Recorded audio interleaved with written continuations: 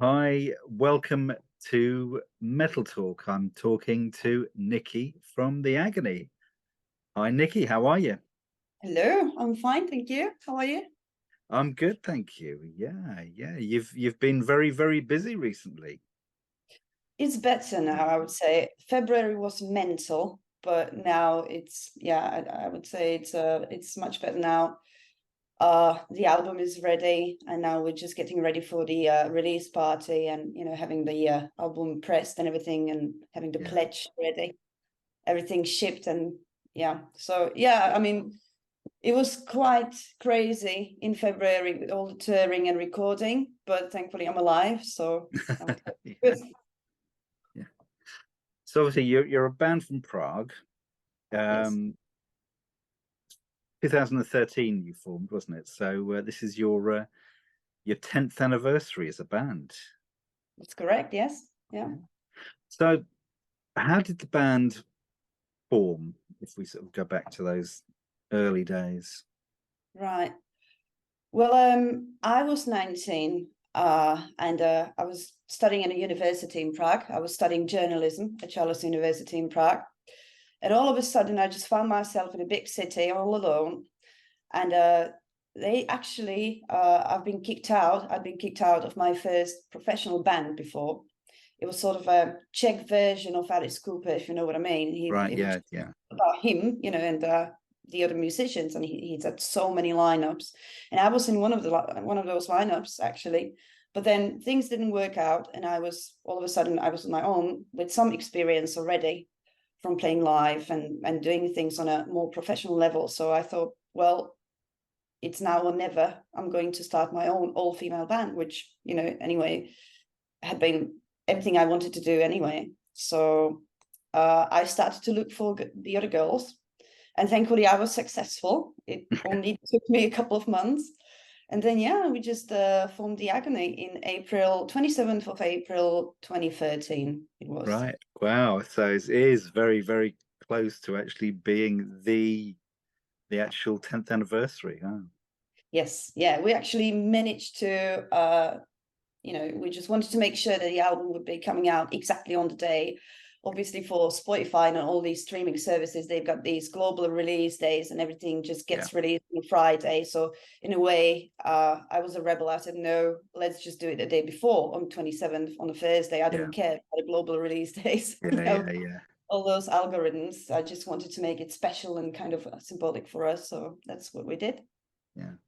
So, see, my previously my real knowledge of the rock scene in Prague was the opening of Triple X, where you've got Rammstein playing in Prague. I don't know if you've seen the movie, the Vin Diesel movie. Um, is that the opening scene? You got Rammstein playing in this hall in Prague. But I'd not really known an awful lot about the music scene in Prague, particularly the rock scene. What's it been like over the years? I think it's a very thriving city now when it comes to music, not only rock music, but music in general, obviously, because of the location. We are exactly in the middle of Europe. We are Central Europe. We are even further west than Vienna. So Yeah, now a major band planning a tour in Europe, they usually do a stop in Prague. So we've had many major names really coming to the city. And it's brilliant now, even after COVID and everything that was going on with it. Club scene is thriving, great bands here, a lot of major names here. Actually, even before COVID, you had, I would say, on any given night in Prague, about 4 or 5 shows you could go to, right. multiple scales. So I would say it's great, but it wasn't even like this because the Czech Republic wasn't always the Czech Republic. We used to be Czechoslovakia, and we Yeah, used to be a part of the Eastern Bloc. So 40 years of communism we had here, which meant no music from the West whatsoever, and the censorship and everything. So imagine the ecstasy and yeah, explosion after the Velvet yeah, Revolution, everything that happened, and all of a sudden the band started to flood into the country, and it was just, I wasn't born yet. Obviously, I was only born in 1993, so I didn't experience exactly this first explosion, but apparently it was massive. You know, all those Rolling Stones, Kiss, and Iron Maiden, Metallica, and the people actually seeing them for the very first time after years and years of just sneaking the records into the country and trying, you know. So yeah, I would say Prague is a great city for music. And like Germany, I would say fans here are huge fans of rock music. So it's great to be here. Yeah. Yeah. As I said, there must have been that huge relief, you know, and the inspiration that people had seeing these live bands, thinking, hey, you know, I could do that, and having the freedom to actually go out, buy a guitar, form a band. Yes, yeah, absolutely. There was underground scene in the country before the Velvet Revolution, because you know you can't really stop music. So like I said, people kept sneaking the records in, and they were just, you know, recording on a cassette and just passing it around. And they knew about the Western bands anyway. From what I know, when it comes to new wave of oh my god, new wave of British heavy metal. People knew about this, and many bands were actually starting to copy Iron Maiden and Motorhead here. My father was actually in one of those bands. Really? Wow. So oh yeah. So yeah, it was just bubbling underneath, and then it exploded right away after the revolution, and it's been mental ever since. But saying that, you know, being here also comes with a price in a way, because people here like Czech language in music, you know, Czech lyrics. Right. Yeah. And I believe, well, I'm afraid actually that the current music and the bands, they're paying the price a little bit, because they need to decide if they want to be more commercial and appeal to a big audience here and sing in Czech, or if they want to sing in English. Right. And you just don't get massive success in this country unless you sing in Czech. That's what happens, unfortunately. So that's fascinating. I just think, there are very few places around that, you know, still adhere that. I think the whole thing is everyone has the focus on the UK and American markets generally, don't they? And you know, Japanese as well. I think Japanese is the biggest in the world. But most bands do sing in English. See, I know, you know, you did a date with the Scorpions, which we'll come to later on, but their huge breakthrough obviously has always been, you know, singing English lyrics. Yeah. I mean, so, I just it's not an issue for a German band. It's not an issue for a Swedish band. You know, it's not an issue for anyone in the West. But here it happens to be an issue somehow. It kind of limits you. And when we started the band, obviously me being influenced by many bands from England and America, I just said up front, listen, I want to write lyrics in English because I just can express myself much more in that language. I'm a good writer. I love the Czech language. Like I said, I studied journalism, and I love writing.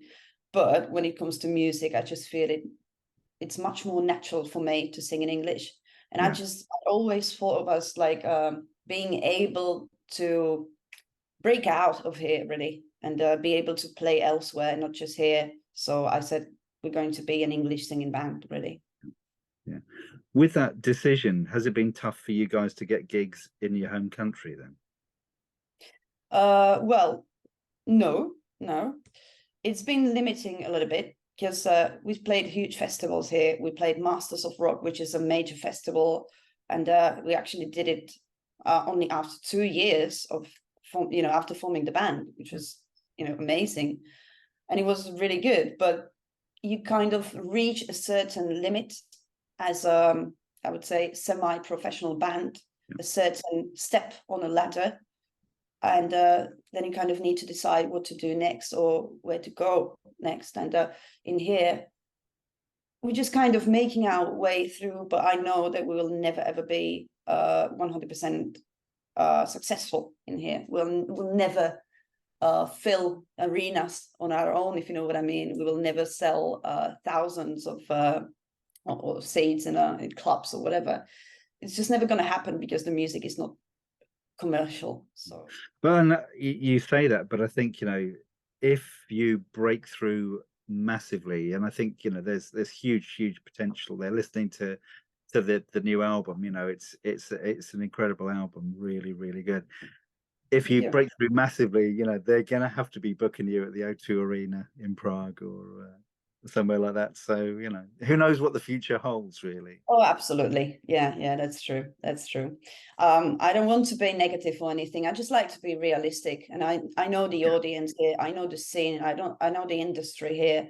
Yeah. And yeah, well, like I said, it's more of a challenge actually for us. It's better for us to try and go to England, go to the Netherlands, go play somewhere where people are not going to keep asking, why don't you guys just sing in Czech? Because honestly, sometimes I get sick of it. Yeah. Well, you're well placed, aren't you? As you say, you know, geographically, to go east, to go west. That's good.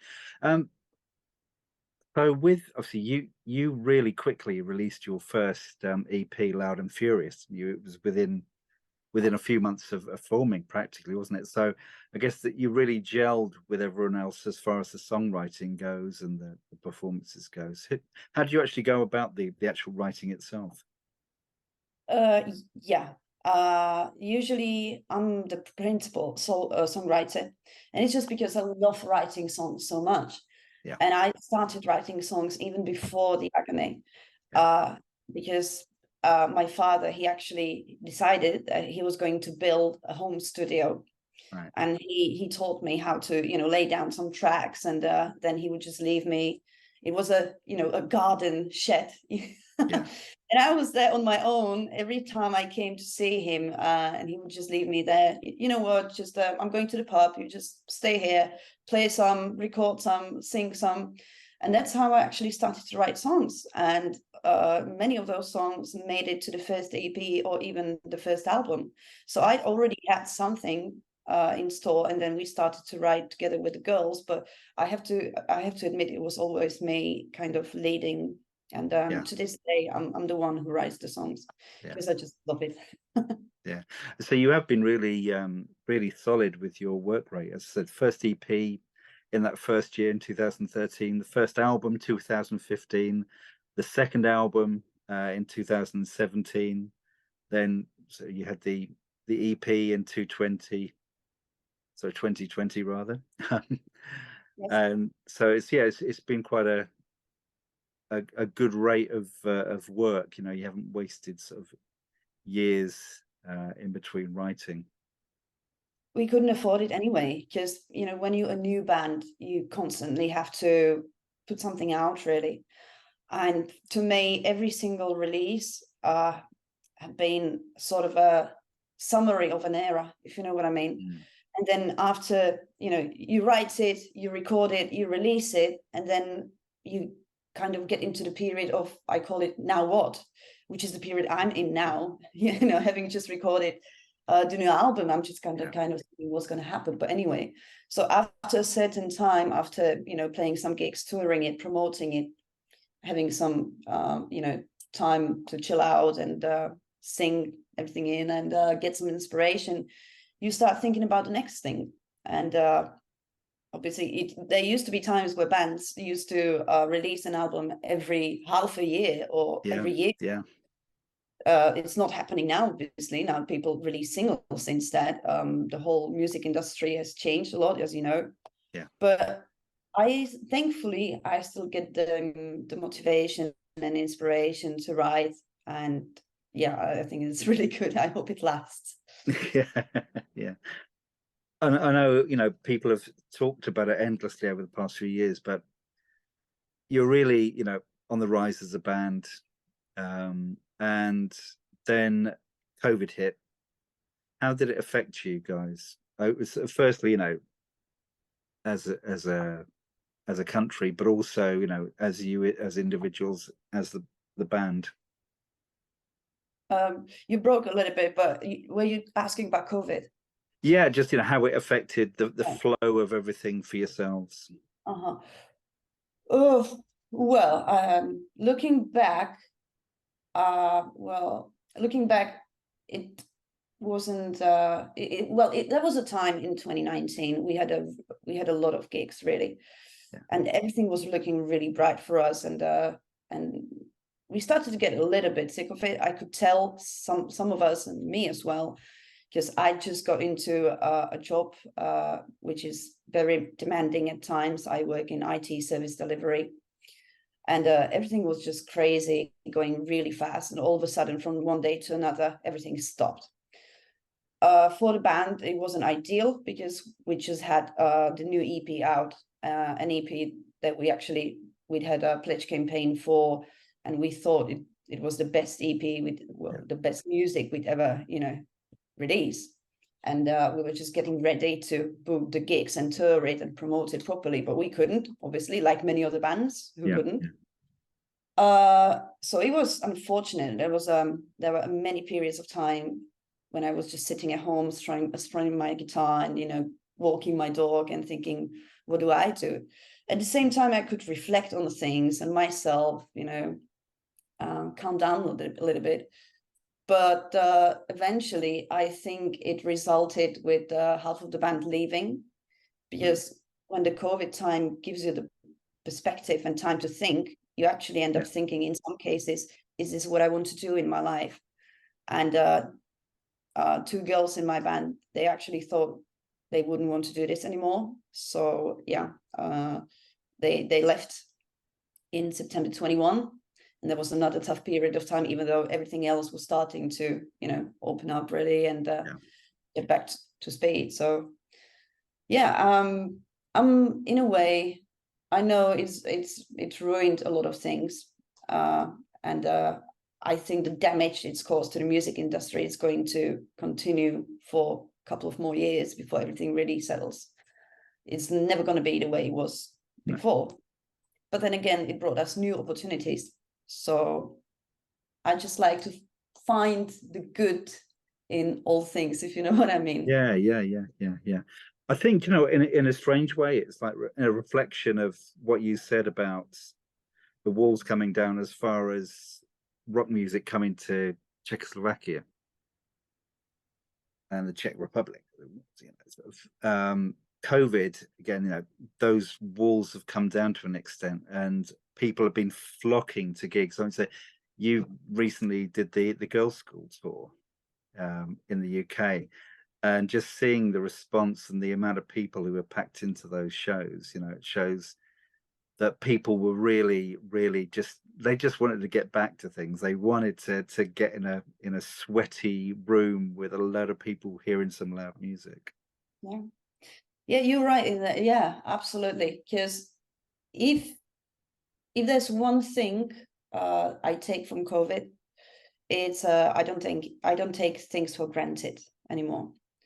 Everything that we used to take for granted, playing gigs, recording, talking to people, all of a sudden it was gone, and we didn't know when it was going to come back. And now that it's back, I appreciate it even more.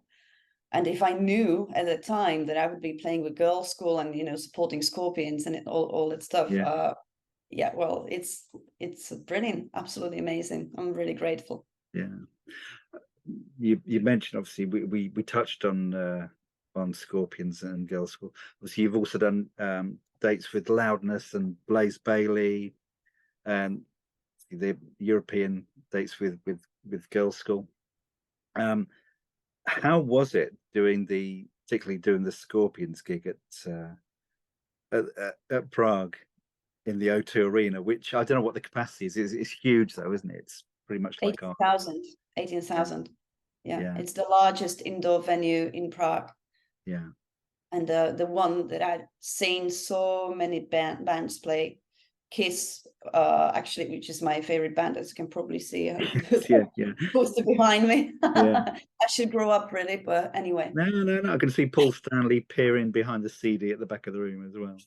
Yeah. Well, I just like to be surrounded by things that make me happy, and I grew up being a huge Kiss fan since I was a little kid. But anyway, I saw Kiss for the very first time at O2 Arena back in 2008. And who would have thought that one day I was actually going to stand on that exact very place. strange, Oh yeah, I mean, never. I mean, that's unbelievable. The whole thing actually started with a radio competition because the Scorpions, as far as I know, they were supposed to have Van Halen's son, Mahmoud Van Halen, supporting them for the whole European tour. But for some reason, he couldn't make the Prague gig. And so they actually sorted out with Live Nation, the promoter, there would be a radio competition for the support band. And I think 108 bands enrolled in the competition. And in the very first round, people had to send votes, via text messages. We are not fans of, getting votes. Give me a vote here and give me a vote there. It's not that kind of thing. But then we said, this really should be an exception, So we started to kind of ask people, and we got into the top 5. And the second round was that the bands from the top 5 would be sent over to the Scorpions and management, and they would choose one. Right. And you can't possibly imagine the euphoria when we actually saw they chose us. Yeah. It was just 6 months after 2 girls left the band. Yeah. So in January, we found the new girls, the lead guitarist and the bassist, Petra and Domi. And we just started to rehearse for the premiere gig in May. And then I said, ladies, I've got a piece of news for you. Your second show is going to happen at O2 Arena. I mean, yeah, it was massive. We just got into rehearsing. We were rehearsing every day. We had a great team of people around us. Got ready for the worst possible scenarios. But I have to tell you, it was a great experience because the Scorpions themselves, we actually got to meet them. They were absolutely down to earth. The team they had, the crew, they were also brilliant. They let us use their own lighting rig. I could use the ramp, we could use the logo, the massive logo behind us on a LED screen. And everything was just easy, I don't have much experience supporting major bands like this, but I've heard some stories, and it's not always ideal. And in this case, it was just brilliant, even the sound and everything. So, we played in front of 18,000 people in our hometown, and it was a night to remember for sure. Yeah. Obviously, there's footage of it on the She Said music video, isn't there, of that actual day? Yeah, it's true. It was actually filmed by my father, so it made it even more special because I was playing. I was playing the lead, and I could see him filming, and I was like, "There you go, Daddy. Look at your girl." He seems to be quite a huge influence in your life. Was it him who sort of really got you into rock music in the first place? Yeah, I think it was. Yeah, it was him, the first driving force, really, because he used to be a really great guitar player, a lead guitar player. He used to like, Satriani, Petrucci. He loved Van Halen. He loved Kiss and all those bands. And so when I was a baby, I grew up with all those guitars around me. Yeah. And him constantly playing and also constantly gigging. So since I was a young, very, very little, he used to take me to see his bandmates and the gigs and everything. So it came natural to me. I grew up in it. But then my mum as well, she's a huge rock fan. And my brother, he also happens to be a lead guitar player now. He switched from being a football player. Right. Apparently, I'm the bad influence. So yeah, the whole family, really, they are really musical. And I guess it was meant to be. Yeah. It's in my genes. But I think maybe you're a good influence because, let's face it, footballers only have a fairly limited career, most of them. Musicians can go on, well into their 70s, 80s, or whatever. So, yeah. They don't drink too much, yeah. Yeah. I think you've done him a service, really. Maybe, yeah. And he's much better than me, mind you. It must have been one of the proudest moments of your dad's life, seeing you up there on that stage. Yeah, he did admit, yeah, he said that he couldn't have been prouder, really. So Yeah, it was really great. I was really happy that, you know, he could be there, and all my family and friends and everyone. So yeah, it was I was really, really nervous, obviously, yeah, before taking the stage, because I knew we only had 30 minutes, and you know, we'd been rehearsing like mad, yeah, but anything could go wrong. Thankfully, it was perfect. It was a very good performance. The girls, the second gig they had, they were really precise, and I think we went down the storm, really, based yeah, on reactions and yeah. yeah.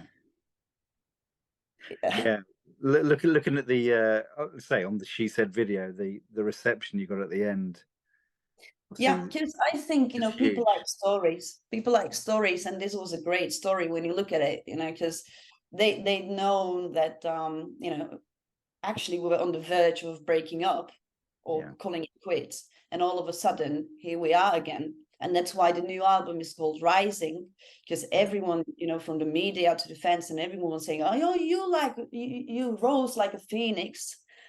So we actually thought it was a very fitting title, and that's why the new album yeah, is called Rising.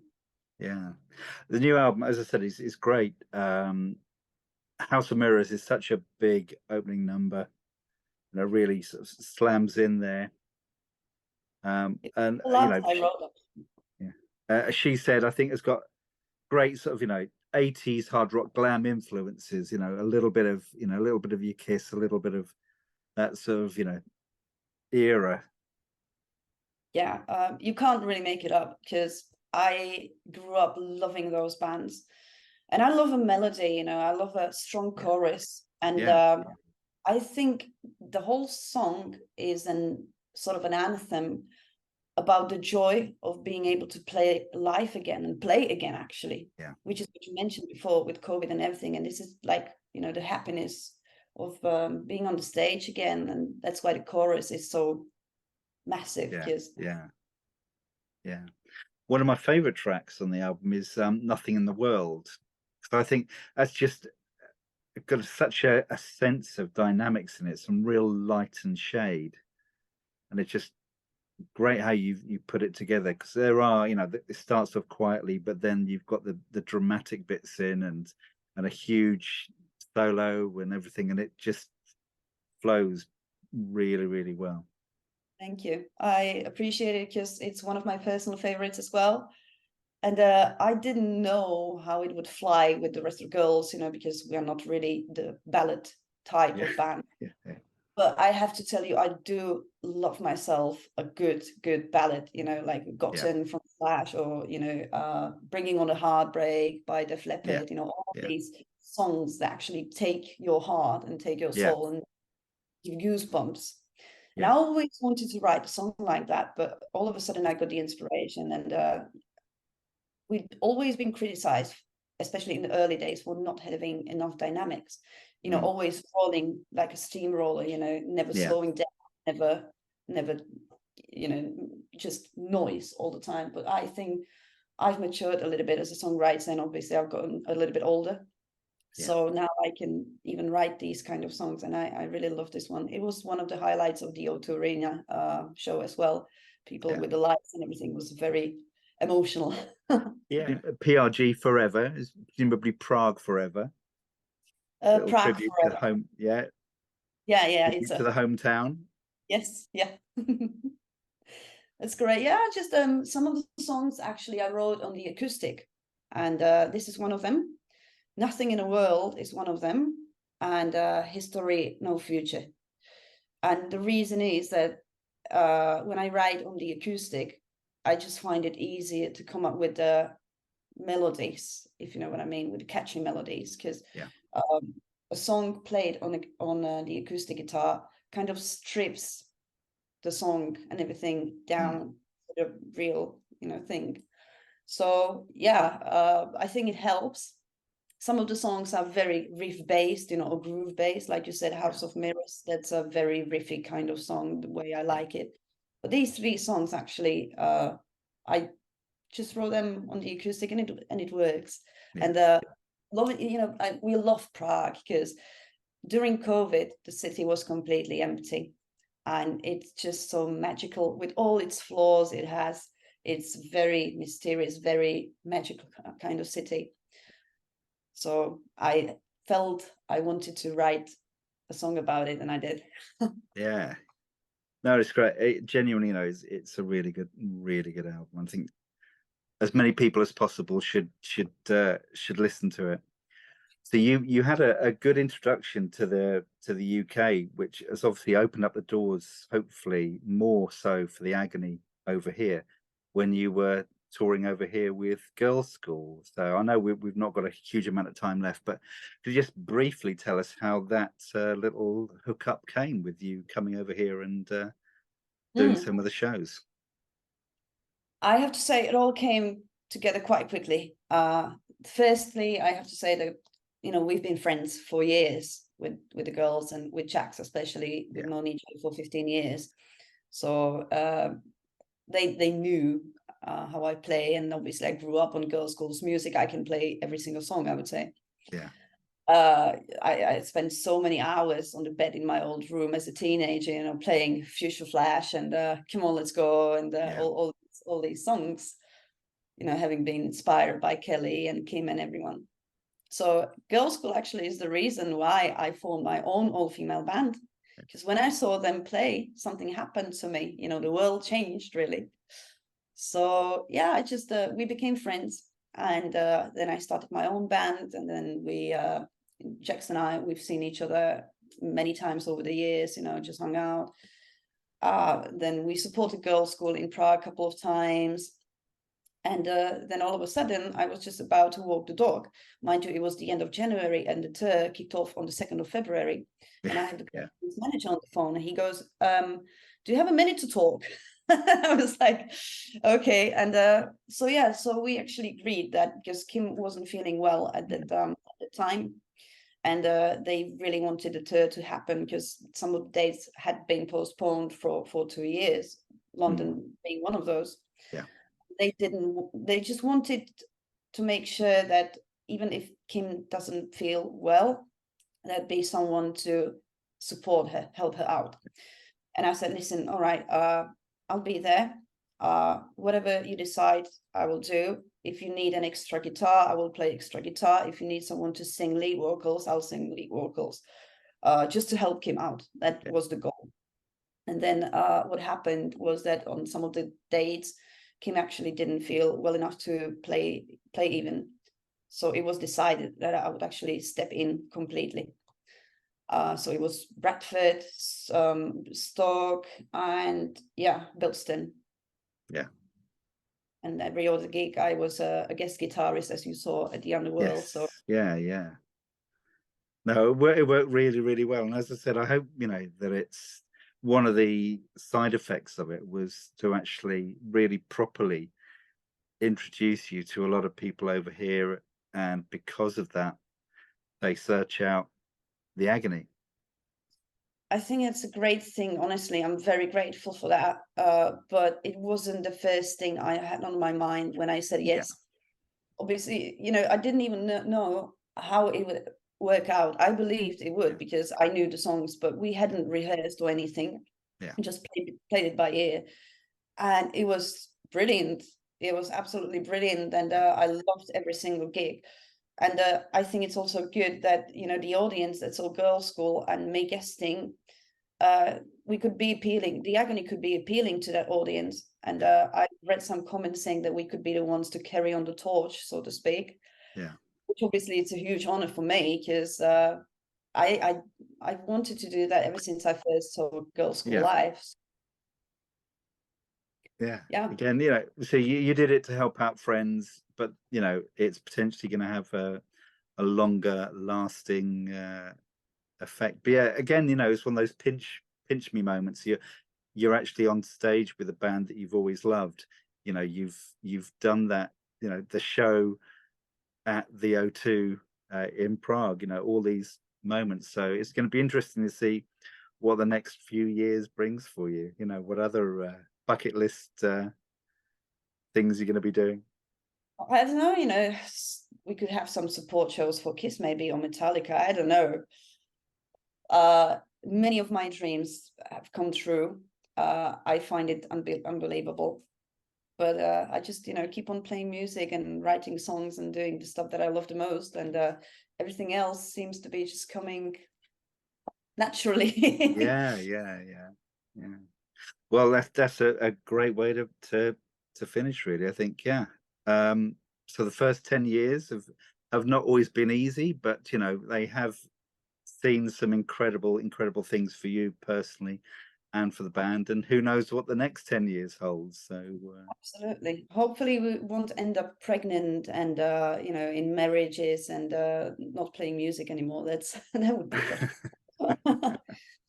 No, I'm looking forward to the future really, yeah, and just yeah, I just like to make my dreams come true, so to speak. yeah, yeah. And as I said, I think, you know, The Rising is such a great album, and I think it's the next step in your evolution and should really continue to break down doors. So very best wishes with that. Hope the launch goes well, and hopefully we'll see you back over here this side of the English Channel in the not too distant future with the Agony. You will in August. We have a couple of UK dates in August. We've got I believe Newcastle, Hartlepool, and Leicester, I believe. And two of them, two more gigs are still to be confirmed. So we are very much looking forward to it. Excellent. Well, we will see you then. I And hope so. thank you so much for your time, Niky. Really Thank you. appreciate it. Have a great Well, evening. Yeah. and Cheers. you. Okay, take care. You too. Bye bye.